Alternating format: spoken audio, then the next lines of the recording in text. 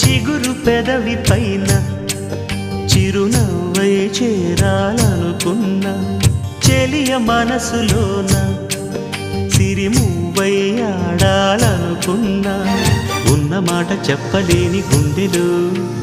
విన్నపాలు వినపడలేదా హారతిచ్చి స్వాగతించు కళ్ళలు